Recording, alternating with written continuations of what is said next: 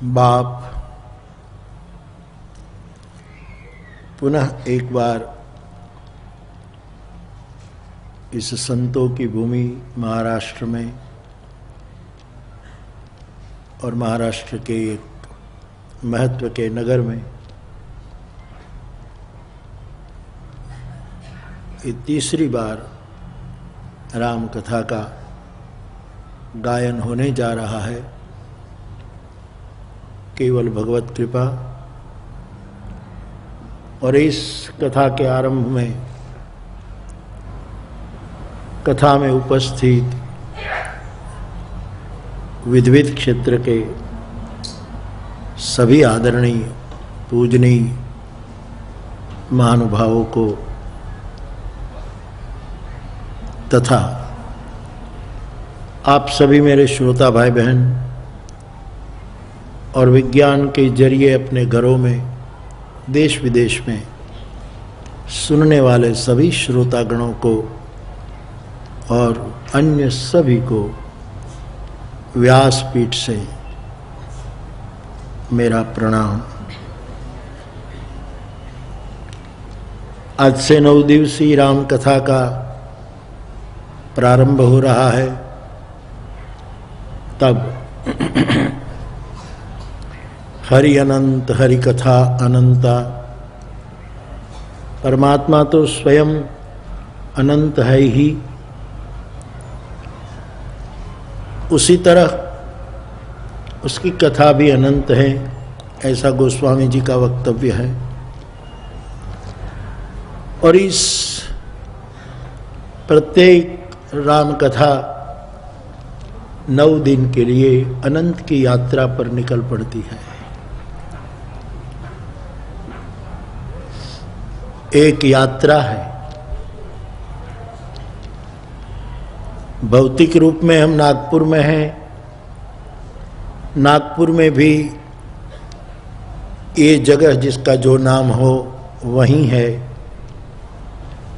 आमने सामने बैठ कर के भगवत चर्चा करने जा रहे हैं। लेकिन बैठे बैठे ये भी एक यात्रा है और ये अनंत की यात्रा है। ये कभी खत्म होने वाली नहीं, ऐसी यात्रा है। तो इस अनंतता में मैं सोच रहा था, निर्णय नहीं कर पाया कि मैं इस कथा में कौन सा विषय चुनूं। कोई पात्र उठाऊं मानस का, कोई प्रसंग उठाऊं, कोई सूत्र का गायन करूं। लेकिन मेरे मन में कोई निर्णय नहीं आया, तो मैंने अभी कोई विषय की उद्घोषणा नहीं की। स्मरूंगा राम को और उसकी कृपा से मेरे हृदय में जो आएगा तो कल कोई विषय चुनाव कर सकते हैं। न हो तो हरि अनंत हरि कथा अनंता। फिर भी क्योंकि रामायण का एक नियम है कि संघर्ष करके कोई भी वस्तु का निर्णय मत करना। ये रामायण का सूत्र है मेरे भाई बहन।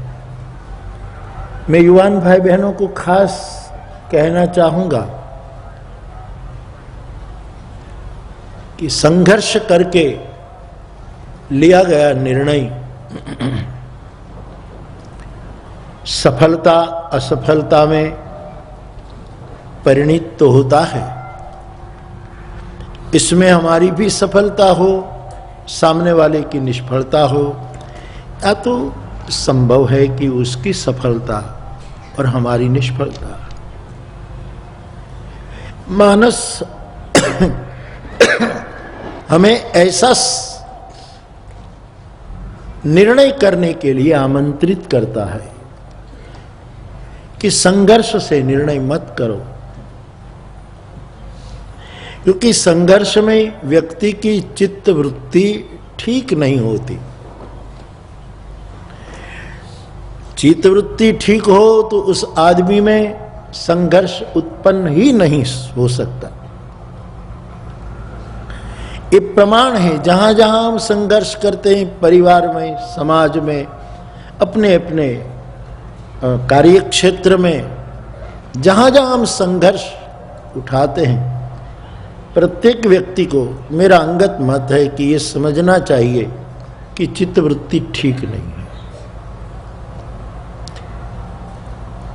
तो संघर्ष से लिया गया निर्णय द्वंद्व में भटक जाता है। इसलिए रामायण ने एक सूचना दी कि भाई तुम्हारा डावाडोल चित्त कोई निर्णय न कर पाए, तब बुद्धि की कसरत मत करना, मन में अकारण और चित्त वृत्ति को डावाडोल मत करना, थोड़ा रुक जाना और विशेष रूप से हरि का सुमिरन करना।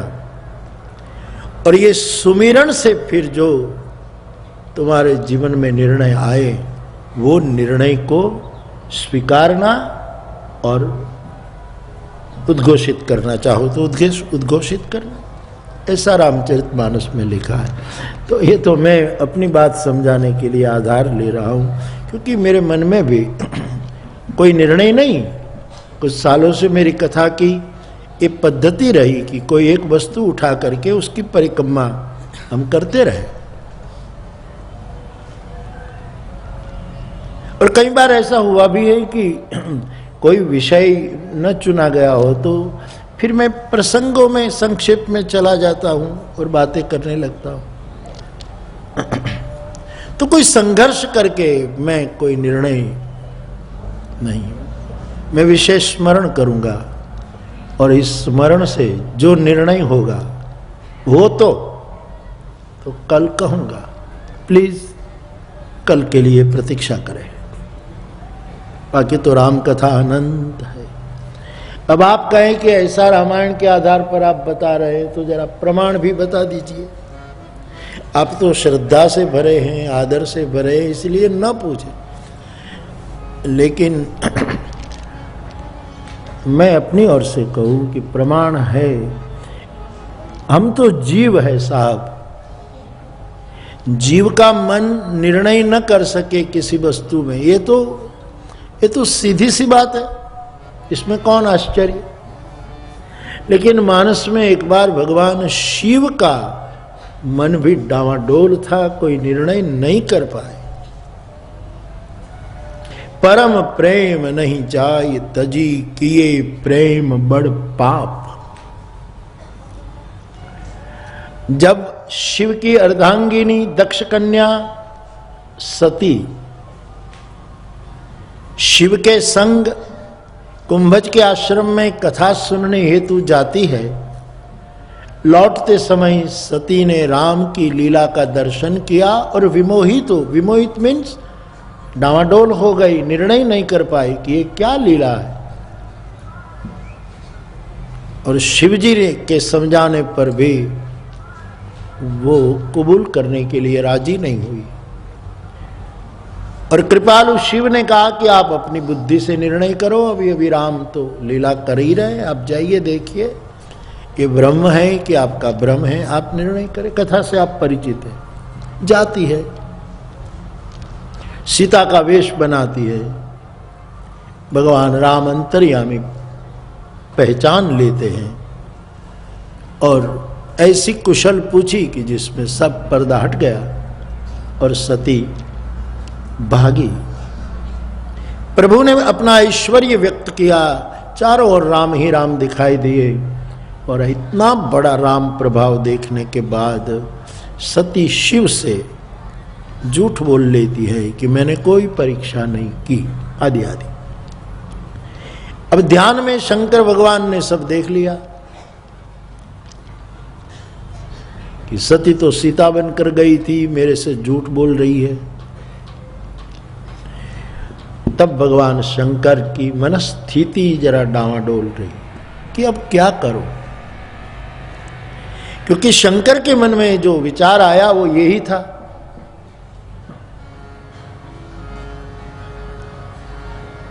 अब जो करो सती सन प्रीति तो मिटे भगति पथ होगी अनी। सती ने ऐसा किया, चलो कथा न सुनी कोई बात नहीं, राम का दर्शन किया और राम ब्रह्म है मेरे समझाने पर वो न मानी, चलो उसकी मौज। मैंने कहा कि परीक्षा करने मत जाओ, फिर भी परीक्षा करने के लिए चल पड़ी, चलो मुबारक। पर परीक्षा भी अपने ढंग से बहुत सोच समझ करके उसने सीता का वेश बनाकर परीक्षा करनी चाहा, ठीक है। और इतना होने के बाद मेरे पास आकर झूठ बोली कि मैंने कोई परीक्षा नहीं की। तब शिवजी को लगा कि अब मैं सती से, देखो हम और आप कितना पालन कर सके वो तो हमारी आत्मा जाने, लेकिन कुछ महापाप है संसार में, इनमें असत्य को महापाप का दर्जा प्राप्त है। तुलसी जी तो कहते हैं नहीं असत्य सम पातक पुंजा। तो सती ने जब असत्य वक्तव्य दिया तब शिवजी को ठीक नहीं लगा। बाकी की आगे की सब बातें शिवजी ने ऐसे ही खेल खेल में ले ली कि चलो ठीक है। तब शिवजी सोचने लगे कि क्या करूं, अब सती से जो सांसारिक प्रीत रखूं तो भक्ति मार्ग कुंठित हो जाएगा, और मेरा सती से प्रेम तो है ही, इसलिए जो स्थिति शिव के मन में है इस संघर्ष वाली स्थिति है, और यह संघर्ष सामने आता है, मानसिक संघर्ष।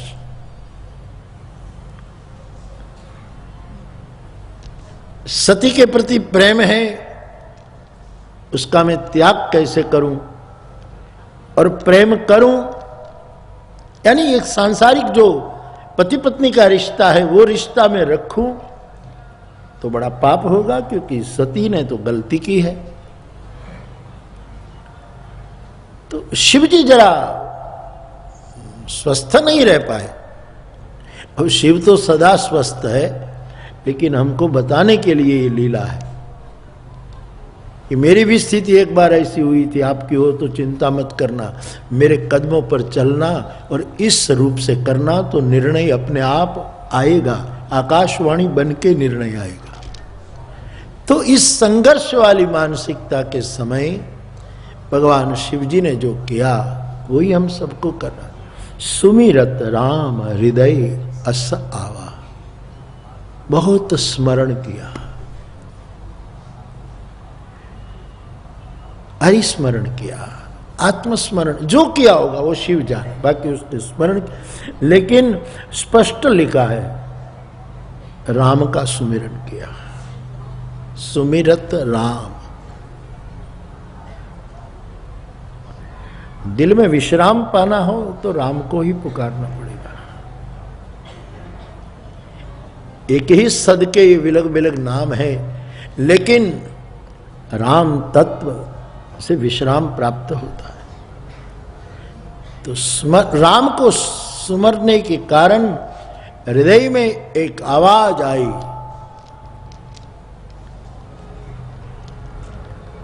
एहि तन सती ही भेंट मोहि नाही, शिव संकल्प किन मन माही। निर्णय कर लिया पक्का कि अब सती से, सती का ये शरीर जब तक रहेगा मेरा और उनका कोई संबंध नहीं रहेगा। मैं तो अविनाशी हूं, फिर मिलूंगा। सती दूसरा जन्म लेकर आए तब, लेकिन इस जन्म में ये शरीर जो सती का दक्ष कन्या वाला जो शरीर है, मेरी और उनकी कोई भेंट नहीं। अब इस संकल्प शिव ने तब, मैं तो मेरी बात करने जा रहा हूं कि कोई सब्जेक्ट में पसंद नहीं कर पा रहा हूं, तो ऐसी मानसिक संघर्ष में निर्णय नहीं करना चाहिए। विशेष स्मरण करो। हरि प्रेरित कोई निर्णय आए तो उस पर चले, ना आए तो कथा तो आएगी। हरि अनंत, हरि कथा अनंत।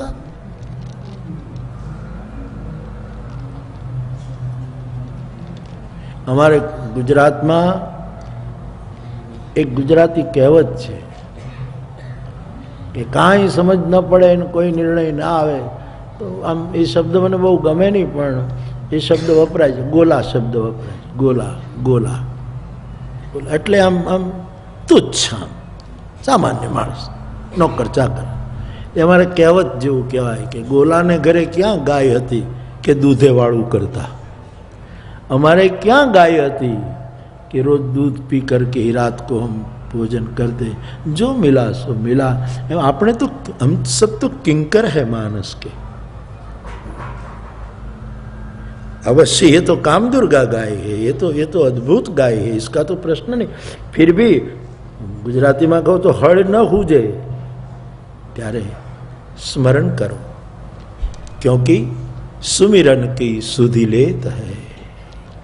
सुमिरन ही मेरे भाई बहन, इनके साथ संबंध जोड़ने का सरल, सुगम, सर्व प्राप्य उपाय सुमिरन।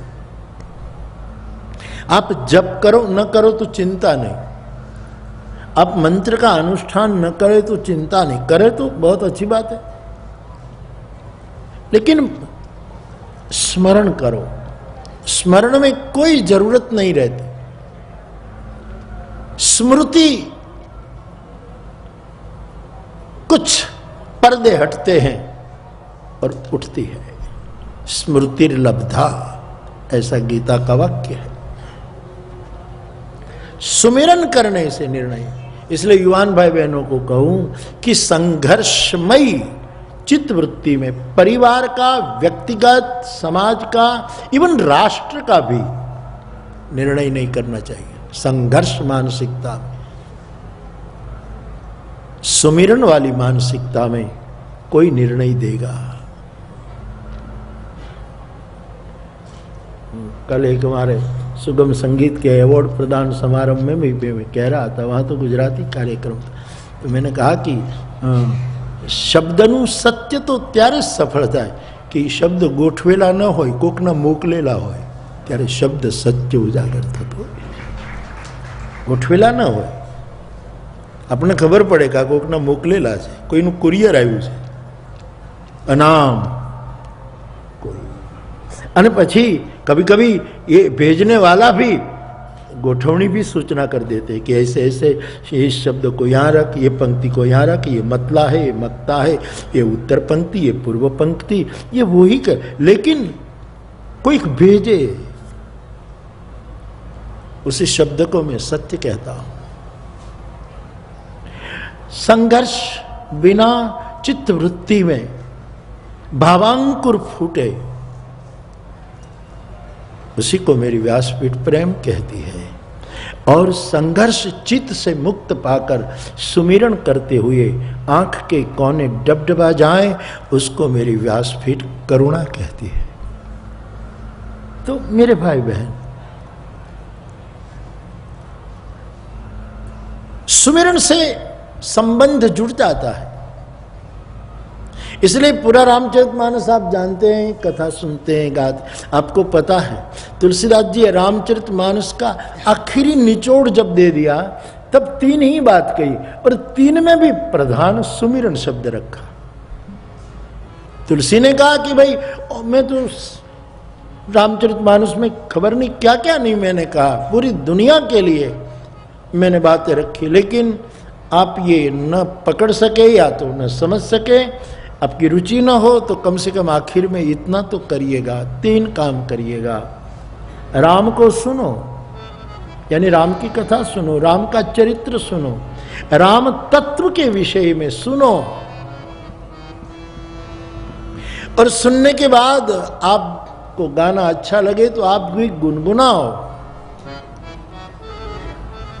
और यह भी असंभव है तो राम का सिमरन करो, लेकिन सुमिरन को प्रथम दर्जा दिया है, प्रमाण है। राम ही सुमीरिय गाइय राम, राम ही सुमीरिय गाइय राम, संतत सुनिए, संतत सुनिए राम गुण ग्राम, राम ही सुनिए गाइए राम, राम ही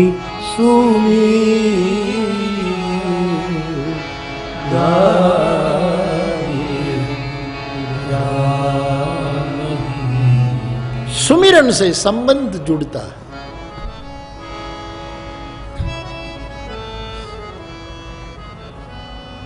जैसे कभी आप टेलीफोन पर बात करें या कैसे भी किसी भी यंत्र पर बात, तो कभी कभी वातावरण ठीक न हो, नेटवर्क ठीक न हो तो बात कट जाती है, बीच बीच में कट जाती है, कुछ समझे कुछ न समझे, कुछ समझे, ऐसी। ये तो स्थूल बात, हमारी और उनकी बातें कट जाती हैं, लेकिन सुमिरन करने वाले की बात फिर जुड़ जाती है, फिर आवाज पहुंच जाती है। परम सत्य का विस्मरण ही महाविपत्ति है। कह हनुमंत विपत्ति प्रभु सो, जब तब सुमिरन भजन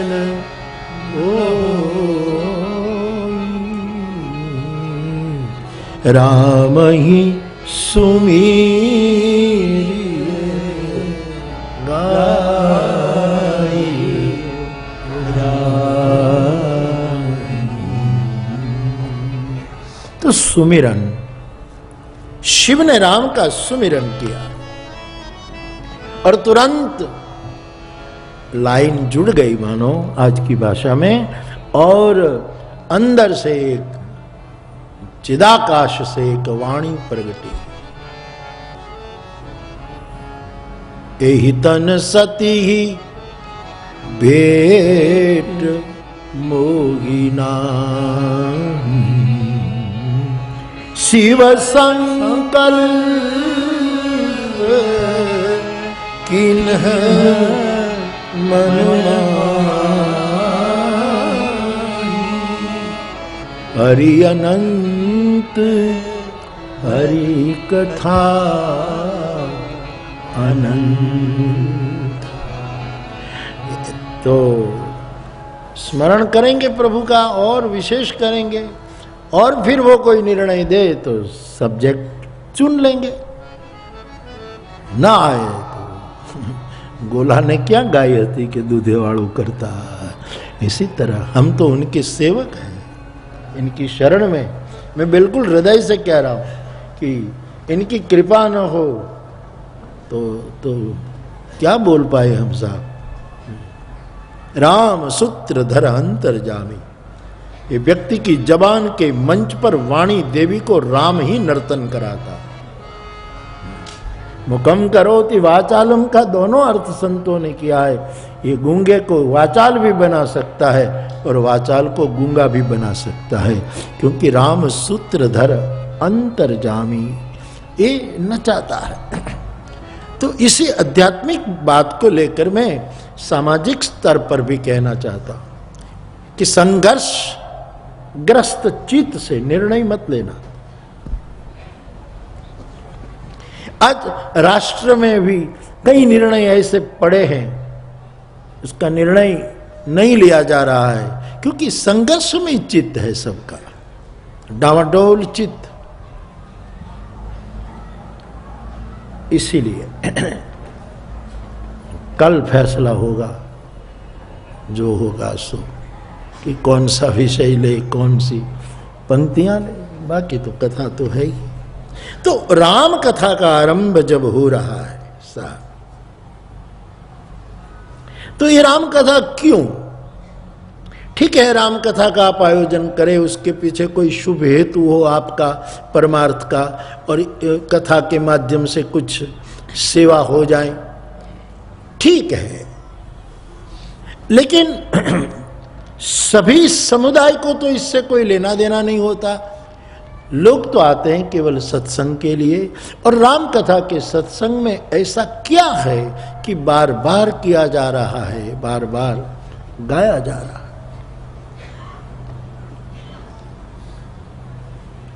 मुझे हमारा एक युवान बता रहा था कि हम हवाई जहाज में बैठते हैं तो लॉस एंजलिस से बैठे हैं आप, और मुंबई कितने घंटे की बड़ी लंबी फ्लाइट। तो आप जो मुसाफरी की है सब जानते हैं कि बैठ जाए और सब सूचना दे दी जाए, फिर हवाई जहाज के परिचारक गण भाई बहन जो हो, वो आपको वो सुनने का वो ईयरफोन दे जाते हैं, ये रखो। ठंडा या गरम नैपकिन का टुकड़ा छोटा सा दे जाते हैं, लो। मेनू दे जाते हैं कि क्या आप खाओगे, क्या पियोगे, वो भी दे जाते हैं। कंबल दे जाते हैं, पैर पर ओढ़ा भी देते हैं, लो कंबल। मैगजीन मांगो, मैगजीन दे जाते हैं कि दुनिया भर के कितने मैगजीन है, टाइम है, फला है, फला है, फला, तुम जो चाहो उसमें से लेकर मैगजीन पढ़ो। अखबार दे देंगे, सब देंगे फ्लाइट में। लेकिन फ्लाइट पूरी हो, लैंडिंग का तैयारी होते सब वापस ले लेते, लाओ ये भी ला, ये ले। जीवन की ये अनंत की यात्रा है साहब, इसमें दाता सब कुछ देता है, लेकिन लैंडिंग होने से पहले ले भी लेता है। इसी यात्रा में कुछ कमा लो, इसी यात्रा के दौरान कुछ विश्राम हो जाए, इसलिए सत्संग है। कि जितना देता है सब वही इतना मुस्कुरा कर देते हैं, और मुस्कुरा कर छीन लेते हैं, और देना भी पड़ता है। राजू मुझे बता रहा था, मुझे अच्छा लगा। तो सत्संग क्या है साहब, क्यों राम कथा का सत्संग? कि हमारे जीवन की इस यात्रा में टेक ऑफ और लैंडिंग, इन दोनों के बीच में जो एक कुछ ऊपर उठी हुई यात्रा हमारी जीवन की चल रही है, उसमें ये सत्संग है, ये अनंत की यात्रा है। उसमें कुछ तो राम कथा के इर्द गिर्द में कुछ हेतु हो, ठीक है। अब तुम्हें हेतुओं के लिए कथा देता भी नहीं, फिर भी कहीं भी शुभ सेवा का प्रकल्प हो तो ठीक है, कर लो। लेकिन सभी समाज के लिए तो एक पिपासा होती है, एक जिज्ञासा होती है कि कथा से हमें क्या प्राप्त हो, कुछ नया प्राप्त हो जो हमारे जीवन को उजागर करे, प्रकाशित करे। यही भावना लेकर आप सब आते। तब राम कथा हम गाते रहते हैं, आप सुनते रहते हैं, इतना बड़ा खर्चा होता है, इतना बड़ा आयोजन करना पड़ता है, ये सब क्यों? तो तुलसीदास जी कहते हैं इस कथा से इतनी वस्तु होती है, इसीलिए करो, सुनो।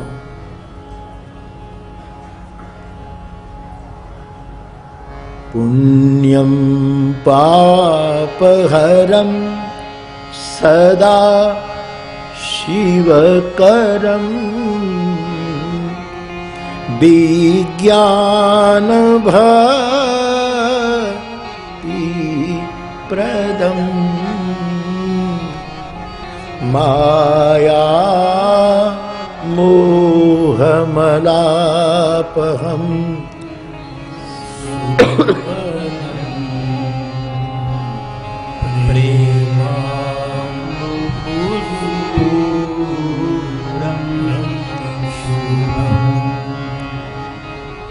क्या क्या करती है राम कथा?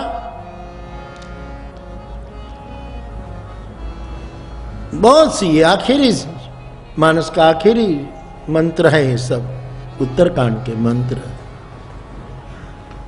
जो आज पहले दिन में कह रहा हूं। यत् पूर्वं प्रभुना कृतं सुकविना श्री शंभुना दुर्गमं श्रीमद् पदाब्ज भक्ति मनीषं प्राप्ये पुराणाय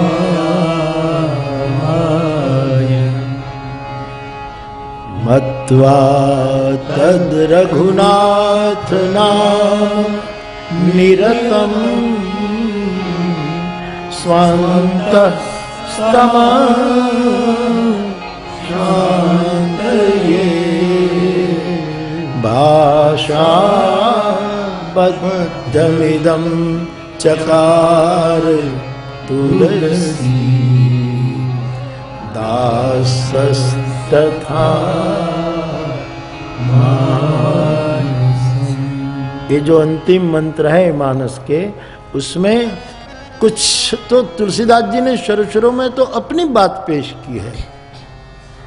जो आरंभ में उनकी बात थी वो पूर्ति हो गई, उसका उच्चारण कर रहे स्वांतः सुखाय, और यहाँ आखिर में कहते मुझे ये घटना घट गई, स्वांतस्तमः शांत ही।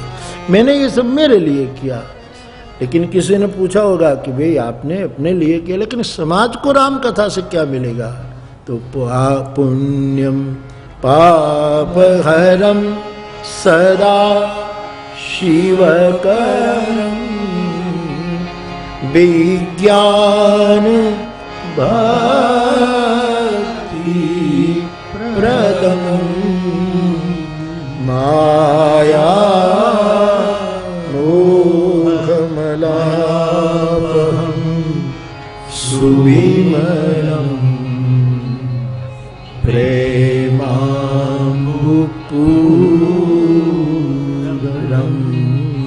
शुभम्।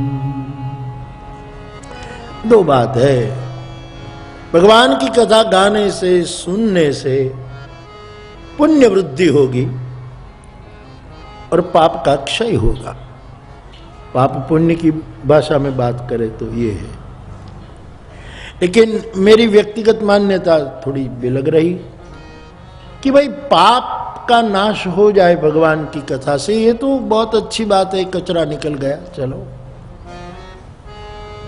लेकिन पुण्य में वृद्धि हो जाए तो पुण्य की वृद्धि सामाजिक स्तर पर अच्छी है। लेकिन अध्यात्म यात्रा में तो पुण्य भी बाधक है।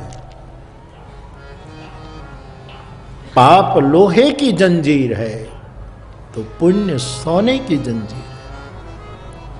ये आध्यात्मिक भौतिक स्तर पर तो पुण्य करो, किसी को दान दो, किसी को मकान बनवा दो, किसी को रोटी खिलाओ, किसी की फी भर दो, किसी को मरीज को दवा दो, ये सब पुण्य कर्म है। यज्ञ करो, फला करो, कथा आयोजन करो, सबको आनंद कराओ, जो जो पुण्य की बहुत सूची बड़ी लंबी है।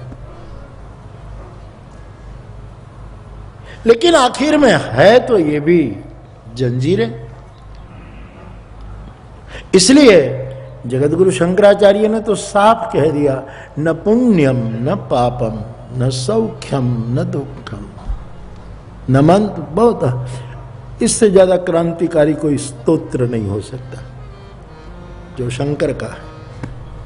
साफ सब निकाल दिया इस महापुरुष के। ये तो यही शंकर जो अवतार लेकर आया हो वही कह सकता है, और माई का लाल ऐसा उद्घोष नहीं कर सकता कि न पुण्य नहीं पाप कुछ नहीं है, सब बेकार है, सब बकवास है।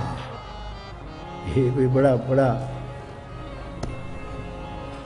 इससे ज्यादा कुछ ऊंचा चिंतन हो ही नहीं सकता, ऐसा चिंतन है। पर धरा पर तो पुण्य पाप की बात चलती रहती है।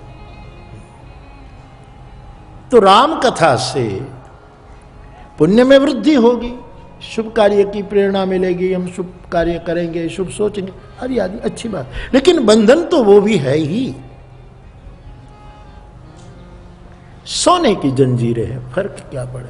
और लोहे की हो तो जल्दी तोड़ भी देते हैं, बाकी सोने की तोड़ने में तो जी नहीं काम करता कि इसके तोड़े, और ये छोटा सा कण भी किसी के आंगन में चला जाए तो नुकसान हो जाएगा। ये तो बहुत लुभावक बंधन है, इससे मुक्त होना बड़ा मुश्किल है।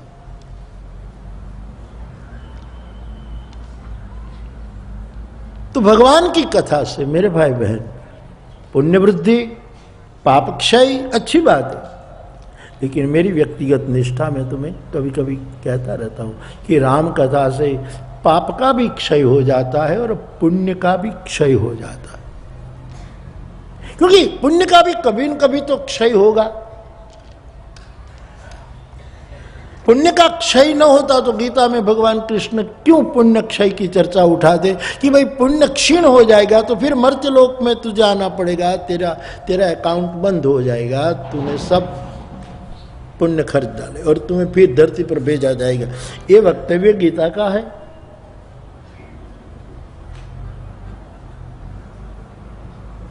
तो आखिर में क्षय हो जाए तो अच्छा है, पहले कदम पर पुण्य भी चला जाए और पाप भी चला जाए, न कोई बेड़ियां रहे। लेकिन मुश्किल है। तो भगवान की कथा, हमने ये अपनी बात तो ठीक है, आप अपने हैं इसलिए मैं कहता, कई बार बोली गई बात है इसलिए आप तो अक्सर सुनते रहते, तो सुना भी होगा। लेकिन नए श्रोता हो तो, हम पहली बार मानसरोवर कथा करने गए तो मानसरोवर में स्नान करो तो पुण्य की वृद्धि ही हो जाए और पाप का नाश हो जाए, सीधी सी बात है साहब। अरे दर्शन करो तो पाप का नाश हो जाए। हाँ, स्नान तो बड़ा कठिन पड़ता है वहां। लेकिन बगल में राक्षस ताल है, रावण वाला सरोवर, तो वहां कहते हैं वहां स्नान करे उसके पुण्य खत्म हो जाते। मानसरोवर में स्नान करे उसके पाप खत्म, राक्षस ताल में स्नान करे उसके पुण्य खत्म। तो वहां कोई स्नान करे ही ना, कोई ना, एक वहम के जो कुछ होगा वो भी चला जाएगा। तो हमने चाइनीज गवर्नमेंट से मंजूरी मांगी कि भाई हमारी इच्छा है मैं अकेला राक्षस ताल में स्नान करूं। अरे बोले बापू पुण्य इतने समय से गा कर रहे हो और ये सब जो कुछ इकट्ठा हुआ होगा सब खत्म करिए, ये एक छोड़ो कुमत। तो मैंने कहा कि नहीं, मेरे साथ में आए सबको किसी ने एक ने डुबकी मारी, बाकी मैंने सब कहा कि भाई आपको हो जाएगी, हमारा खाता खाली हो जाएगा तो हिम्मत मत करना। मेरे लिए तो मुझे पाप भी नहीं चाहिए, पुण्य भी नहीं चाहिए, इसलिए मैं तो नहाऊंगा साहब कि पुण्य भी खत्म हो जाए। तो मैं नहाया था। उसके बाद का मेरा वक्तव्य था कि पायो परम विश्राम। पुण्य भी कहाँ विश्राम करने देता है साहब। पुण्य का लेखा जोखा आदमी को सोने नहीं देता। मैंने इतनी सखावत की, हमारे परवाज साहब ने एक शेर, मैं शब्द भूल गया लेकिन बहुत प्यारी, अभी एक गज़ल उतर रही है उसको, तो 2 शेर मुझे उसने भेजे थे, उसका सार कह दूँ, मुझे याद नहीं है अभी वो शेर। उसने कहा कि मैं तेरे दर पर यदि संपदा मांगू तो मुझे अच्छा शब्द लेगा, देना हो तो इतना ही दे कि मेरी शायरी अच्छी हो, मेरी रचना अच्छी हो, मेरी शब्द साधना सुंदर हो, बाकी मुझे कुछ नहीं चाहिए साहब, न पाप न पुण्य। बड़ा बड़ा मुश्किल। तो भगवान की कथा में ऐसी सोच आती है और हमने तो ऐसा किया। मेरे तो सब पुण्य खत्म हो चुके हैं, एक एक पुण्य जेव कहीं बच्चू नहीं। और पाप तो राम कथा ये कर सकती है साहब। पाप हरम सदा शिव करम। क्यों भगवान की कथा का आयोजन, क्यों इतना खर्चा, क्यों लोग इतना समय देते हैं, उसका भाव दिखाते हुए गोस्वामी जी ने कहा सदा शिव करम। और बातें कल्याणकारी तो हो सकती हैं, तुलसी कहे, लेकिन सदा सदा कल्याणकारी नहीं हो सकती। निरंतर हमारा कल्याण हो ऐसी कोई चर्चा है तो वो हरि कथा है। सदा शब्द बड़ा प्यारा है। कई लोग हमारे लिए कल्याणकारी वचन बोलेंगे, कल्याणकारी कर्म करेंगे, कल्याणकारी हमारे लिए शुभकामना चिंतन करेंगे, लेकिन कायम नहीं होता, निरंतर नहीं होता। अरे कभी कभी ये संसार है साहब, मां का कल्याणकारी चिंतन कभी कभी अपने बेटों के लिए भी कायम नहीं बनता, और माताएं बेटों के सामने अदालत में जाती है, ऐसी ऐतिहासिक घटनाएं। जीव का कल्याणकारी चिंतन कायम नहीं रहता। एक ये कथा है भगवत कथा, सदा शिव करम, जो नित्य निरंतर शिव करे, हमारा शुभ करे, ऐसी ये कथा। पाप हरम सदा शिव करम विज्ञान भक्ति प्रदम। कैसी भक्ति देगा एक कथा, राम कथा कैसी भक्ति देती है? विज्ञानमयी भक्ति, प्रयोगात्मक भक्ति। विज्ञानमयी भक्ति बड़ा प्यारा, ये तुलसी का संशोधन है।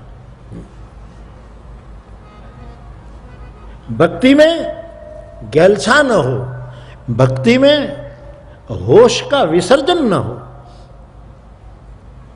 भक्ति विज्ञानमयी हो। जिन जिन लोगों ने भक्ति की है, सब एक शबरी ने भक्ति की साहब, उसकी भक्ति कितनी विज्ञानमयी होगी, कितने उन्होंने प्रयोग किए होंगे शबरी ने। मैं इस संदर्भ में देखूं तो कि वो शबरी अपने चरण से अग्नि प्रज्वलित करके योगाग्नि में अपना जीवन को समर्पित कर, योगाग्नि अपने चरण से प्रकट करना एक वैज्ञानिक प्रक्रिया है।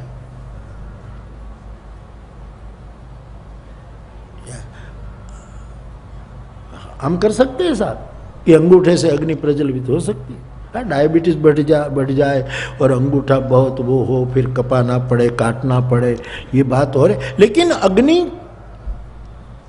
ये वैज्ञानिक प्रक्रिया है साहब। मेरे लिए तुलसी का दर्शन बड़ा क्रांतिकारी लगता है कि उसने कहा कि ज्ञानमयी भक्ति भी नहीं, विज्ञानमयी भक्ति। विज्ञान भक्ति प्रदम, दो बात भी कर सकते कि वो विज्ञान भी देती है मानस की कथा और भक्ति भी देती है, लेकिन विज्ञान को यदि भक्ति के विशेषण में लगा दो, कैसी भक्ति? विज्ञानमयी भक्ति, प्रयोगात्मक भक्ति।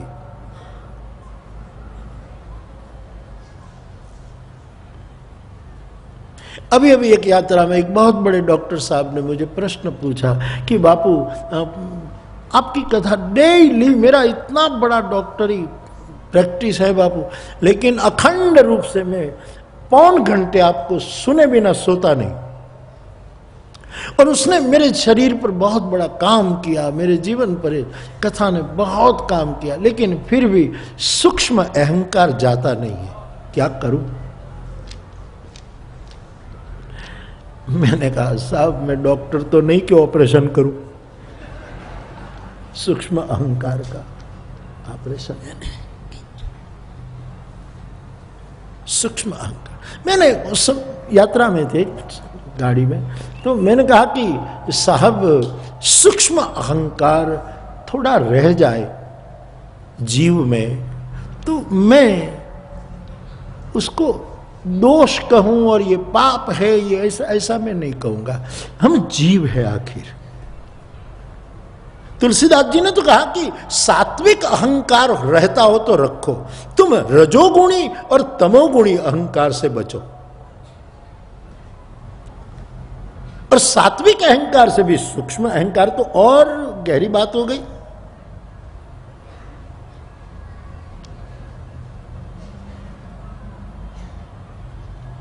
तो हरि नाम से, प्रभु की स्मरण से ये मिट सकता है। लेकिन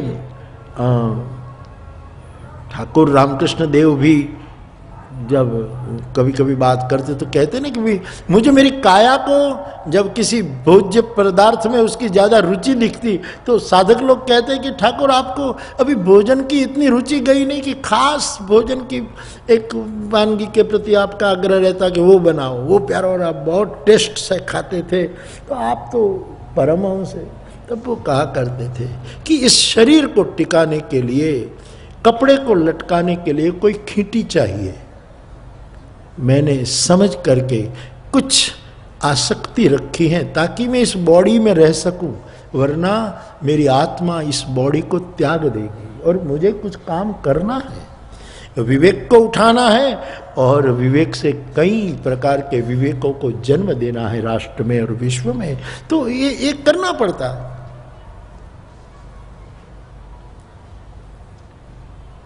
तो सूक्ष्म अहंकार ये रह जाए, शायद तो हम जीव हैं, बहुत बड़ी तरक्की मानी जाए।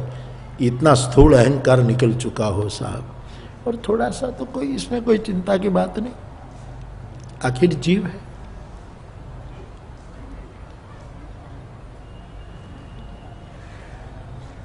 तो विज्ञान भक्ति प्रदम, विज्ञानमयी भक्ति, प्रयोगात्मक भक्ति, होश गंवा दे ऐसी भक्ति नहीं, ऐसी भक्ति भगवान की कथा प्रदान करती। धीरे धीरे सूक्ष्म अहंकार भी मिट सकता है, अवश्य निकल सकता है। तो विज्ञान भक्ति प्रदम, अनुभव में आए ऐसी भक्ति। पापहरम सदा शिवकरम विज्ञान भक्ति प्रदम माया मोह मलापहम। माया और मोह के जो मल है हमारे जीवन में, इस मल का विच्छेद करती है भगवत कथा। हमारे सौराष्ट्र में एक दोहा कहा जाता है, माया नहीं ममता तना, जन हृदय जाजा रोग, इस संत समरवा जोग, दी उग्यामा दादवा। जिसके हृदय में माया और मोह का मल विसर्जित हो गया है, ऐसे साधु पुरुष को तो सुबह सुबह याद करने जैसे साधु पुरुष है। भगवान की कथा से हमारे माया की भ्रामकता और मल जो कचरा है वो सार्थक वस्तु रहे, निरर्थक वस्तु निकल जाए। यही जैसे हम भोजन करते हैं, सार्थक वस्तु सभी इंद्रियां, पूरा बॉडी का एक यंत्र काम करता है, जो सत्व की जरूरत बॉडी को है वो सब ले लेगी रात्रि दरमियान 8-10 घंटे में, और बेकार का मल त्याग हो जाएगा साहब। भगवान की कथा हमें पोषण देती है, और माया मोह मलापहम सुविमलम प्रेमाम्बुपूरम शुभम। प्रेमाम्बुपूरम, अंबु एटले यानी जल, मुझे और आपको प्रेम रूपी जल से पूर से भर देती है, आपूर्त कर देती है, डुबो देती है।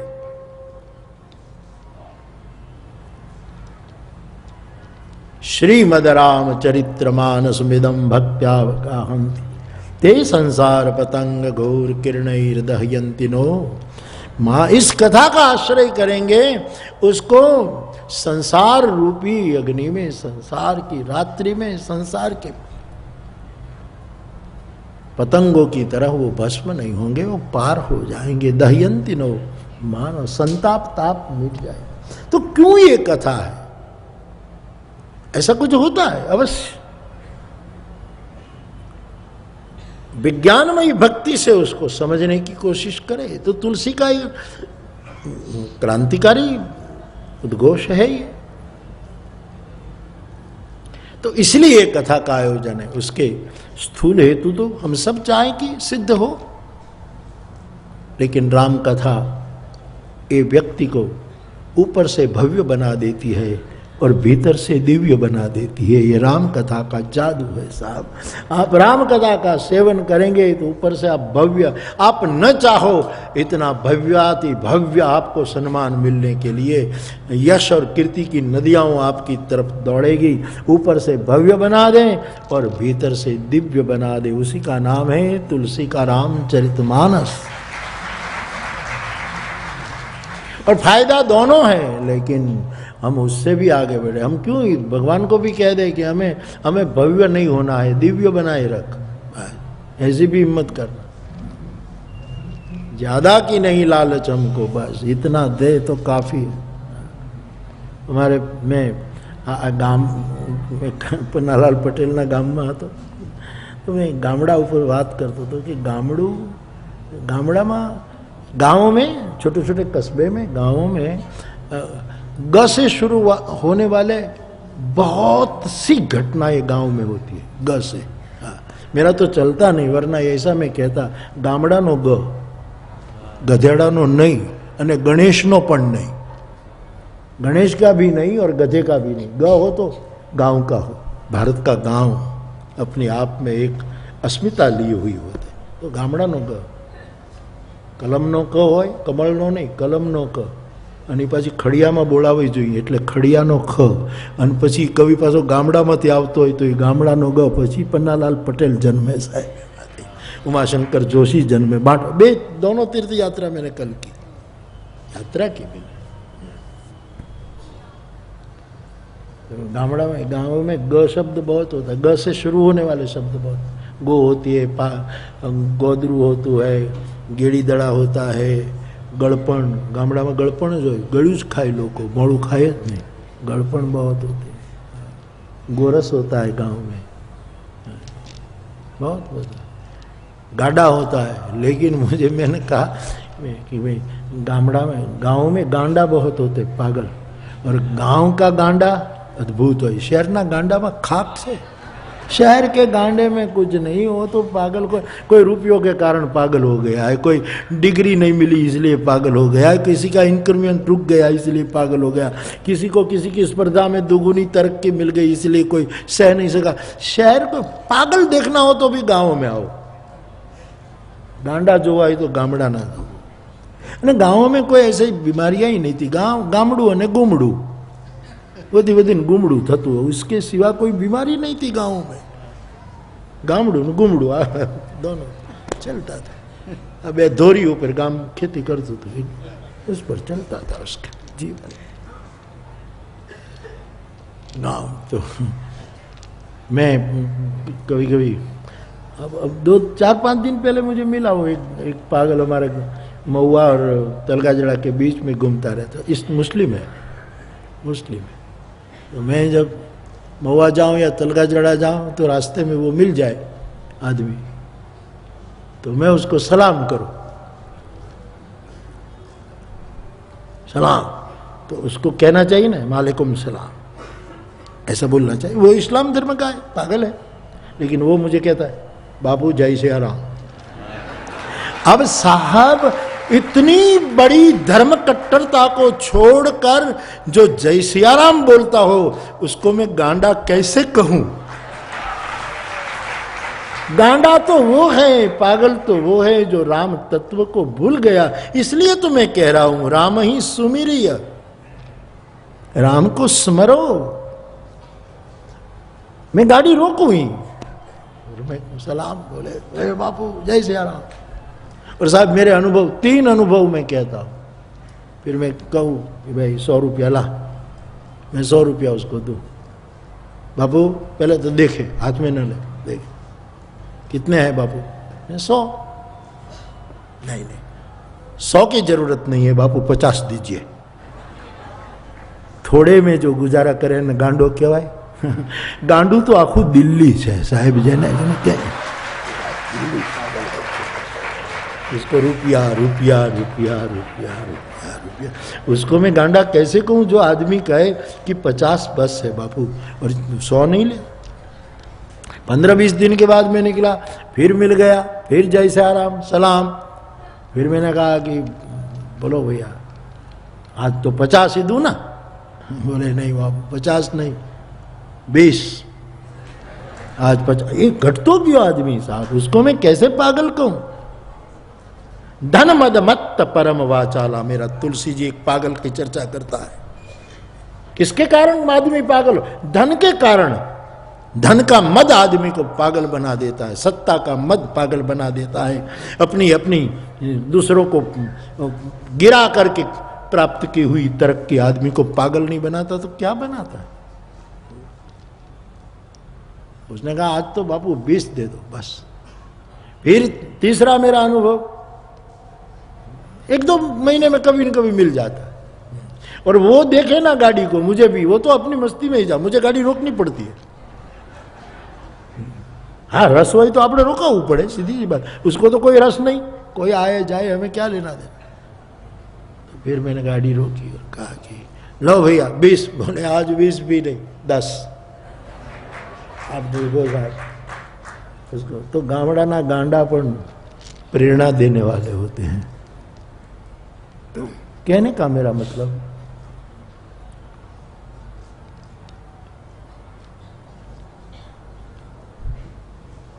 प्रेमांबुपूरम शुभम श्रीमद राम चरित्र मानसमिदम भक्त्या गाहंति ते संसार पतंग घोर किरणेर दहयंतिनो।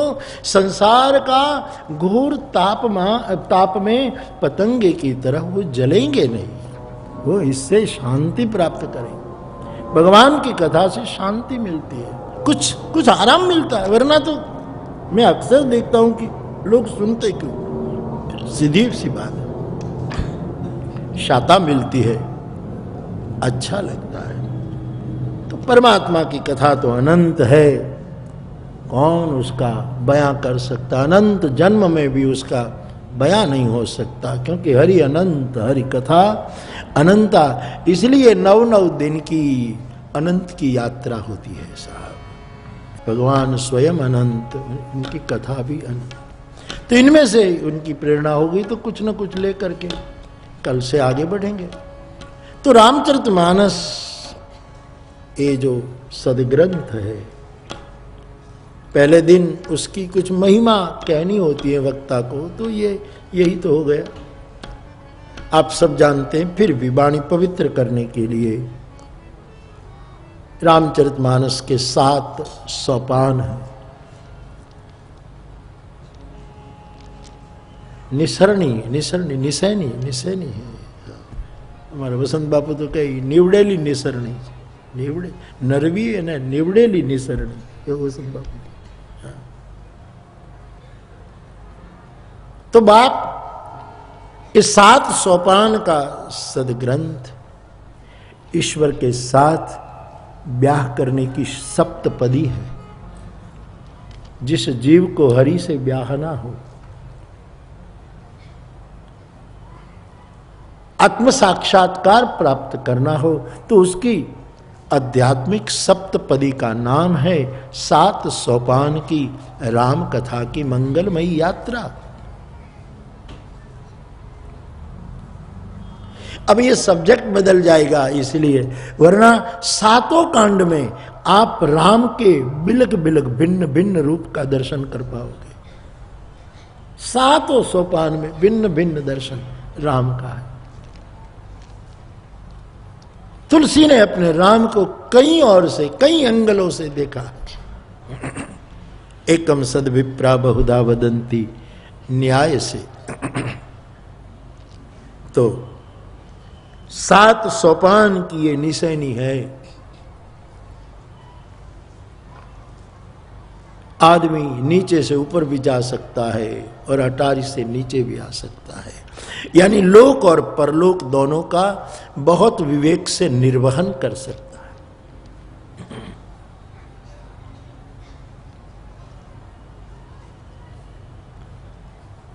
मैं एक लोकगीत सुनता था मांडली में, देहाती लोग सब इकट्ठे होकर।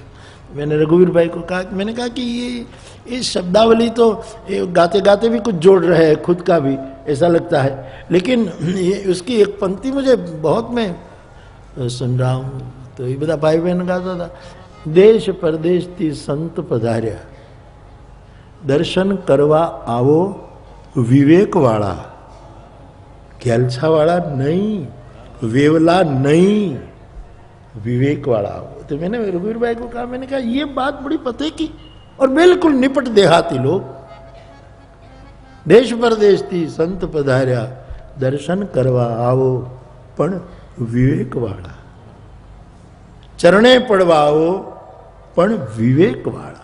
खेलचा नहीं, કેટલી मिट्टी में ये बात है, विज्ञान भक्ति प्रदम, इस रूप की बात। तो ऊपर अटारी में जाना, नीचे लोक परलोक दोनों का निर्वहन कर दे। आदमी इतनी सरलता से संसार को और सन्यास को जुगपद निर्वाह कर सकता है किसी भी कपड़े में। ये राम कथा का बल होता है दोनों में। वो मैंने आपने कथाओं में तो सुना ही है, कैसेटों में भी सुनते होंगे, फिर भी मैं दोहरा रहा हूँ कि कलकत्ते का ब्राह्मण देवता या कोई भी जो मछली नहाने गया अपने झील में, सरोवर में, और फिर एकदम नहाया और धोती को उसने पानी में करके नीचोया, तो उसमें एक मछली आ गई, पता नहीं उसको, उपवस्त्र में, तो नीचोने गया तो उसमें एक मछली फंस गई, और अंदर थोड़ा पानी था तो मछली जीवित रह गई। तो बगल में ही घर आकर के इस धोती को सुखाने के लिए उसने फिर खोलकर झटका, तो मछली नीचे गिरी। अरे रे शांतम पापम शांतम, अरे मछली ये तो मर जाएगी।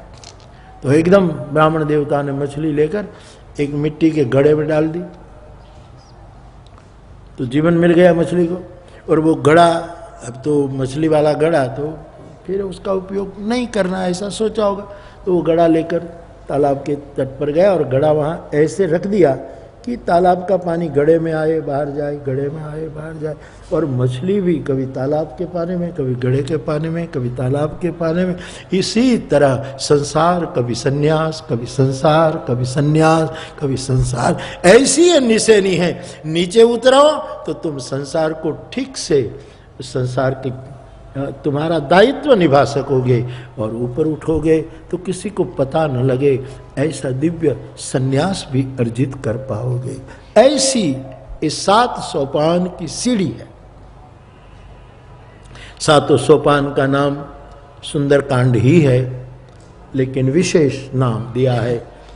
पहले सुंदरकांड का नाम बालकांड, दूसरे सुंदरकांड का नाम अयोध्याकांड, तीसरे सुंदरकांड का नाम अरण्यकांड, चौथे का सुंदरकांड का नाम किष्किंधाकांड, 5वां सुंदरकांड का नाम सुंदरकांड, 6ठे सुंदरकांड का नाम लंकाकांड, 7वें सुंदरकांड का नाम उत्तरकांड। बाकी सुभग सोपान, सुभग यानी सुंदर, सभी कांड सुंदर है।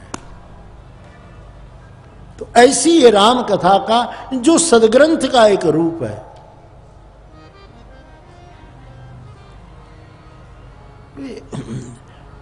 कभी कभी मौका मिला और ऐसी सभा होगी तो मैं कहूँगा, लेकिन जब रामायण को महाकाव्य कहा जाता है, और महाकाव्य के जितने लक्षण हैं साहब, वो तुलसी ने चरितार्थ कर दिए। महाकाव्य के साहित्य जगत में रामायण और महाभारत को, महाभारत पाश्चात्य विद्वानों के कई महाकाव्य है साहब, जिसको महाकाव्य की इज्जत मिली है। उसमें भारतीय दर्शन से महाकाव्य की जो शर्तें पूरी करनी होती है, मैं बहुत जिम्मेवारी के साथ कह सकता हूँ तुलसी ने बिल्कुल पूर्ण की है, और कोई माय का लाल ये नहीं कह सकता कि ये महाकाव्य नहीं है। तो इस 7 सोपान का, 7 सूरों का ये सागर है तुलसी का ये रामचरितमानस। 7 सुंदर है। लीला भेद एक बिलक बिलक विषय का नाम वहां दिया, कभी बालकांड, कभी अयोध्याकांड, ये उनका सदग्रंथीय रूप है, लेकिन स्वरूप तो उनका सुंदरकांड ही है। तो ऐसे राम कथा का आरंभ आज हम पुनः एक बार नागपुर में कर रहे हैं। तब आइए हनुमान जी और गणेश जी की वंदना कर लें, ताकि हे हनुमान जी, हे गणेश जी, आप संभालो। गाइए गणपति जगवंदन गाइए गणपति जगवंदन शंकर सुवन भवानी के नंदन शंकर सुवन भवानी के नंदन गाइए गणपति जगवंदन गाइए गणपति जगवंदन मंगल मूर्ति मारुत नंदन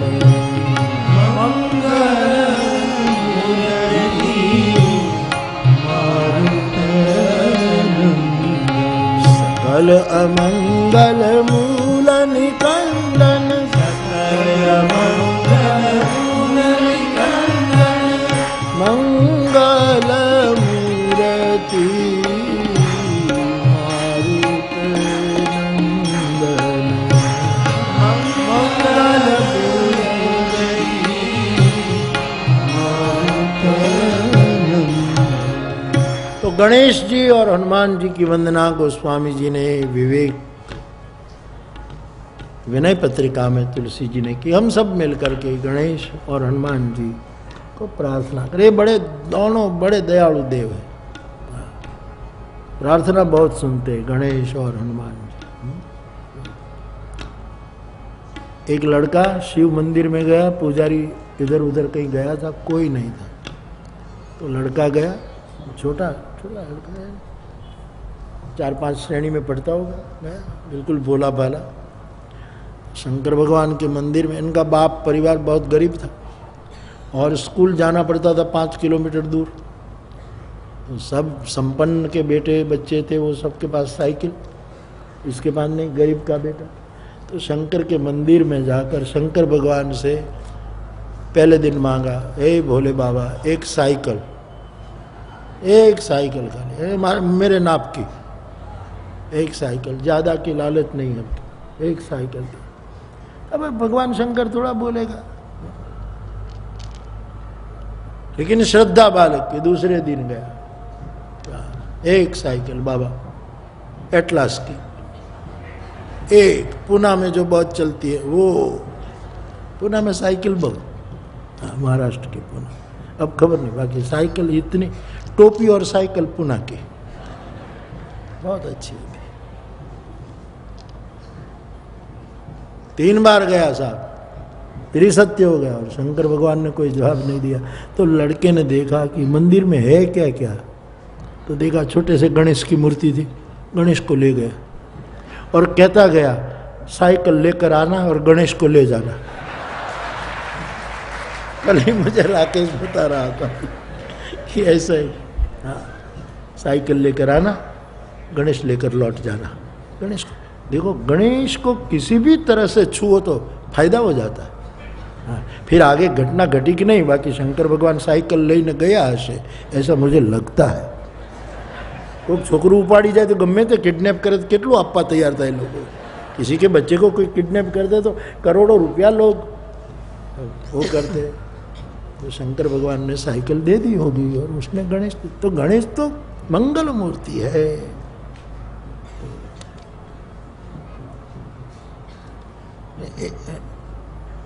ऐसा करें, मानस मंगल मूर्ति रखे, मानस मंगल मूर्ति रखे। क्योंकि रामायण में मेरा राम मंगल मूर्ति है, पूरे महाराष्ट्र में, पूरी दुनिया में गणेश मंगल मूर्ति है, और विनय पत्रिका में मेरा हनुमान भी मंगल मूर्ति है। तो ऐसा करो, निर्णय हो गया सब लोग। कल का किसको पता यार, तो हम रखेंगे इस कथा का नाम मानस मंगल मूर्ति। विधिवत घोषणा कल होगी,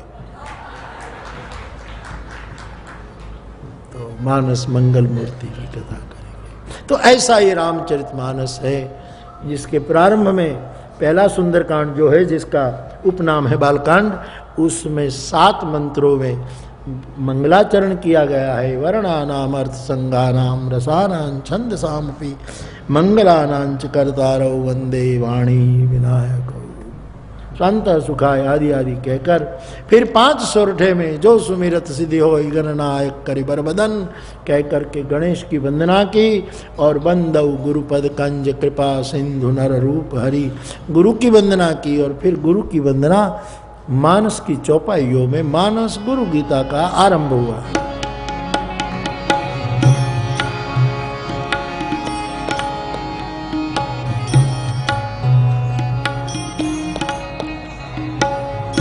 बंदौ गुरु पद पद्म परागा सुरुचि सुबास सरस अनुराग श्री गुरु पद नख मणिगण ज्योति सुमिरत दृष्टि होरी तेई करी विमल विवेक विलोचन मरण चरित सिय राममय सब जग जानी करहु प्रणाम जो जुग पानी महावीर बिन हनुमान राम जासु जस आप बखान बंदौ गुरु पद पद्म परागा। तो तुलसी जी ने राम कथा के प्रथम सोपान में गुरु वंदना की। गुरुचरण कृपा से विवेक दृष्टि इतनी विकसित हो गई कि पूरा जगत सीताराममय दिखने लगा। और सबकी वंदना करते करते हनुमान जी की वंदना करते हैं। प्रणवौ पवन कुमार खलबन पावक ज्ञान घन जासु हृदय आगार बसई राम सर चाप धर। तो हनुमान जी की वंदना गोस्वामी जी कर लेते हैं। आज की कथा को मैं यहाँ रोक रहा हूँ, लेकिन यहाँ से उठे इससे पूर्व हरे कृष्ण कृष्ण कृष्ण हरे हरे हरे राम राम राम हरे हरे हरे कृष्ण कृष्ण कृष्ण हरे हरे हरे राम राम हरे हरे कृष्ण कृष्ण कृष्ण हरे हरे राम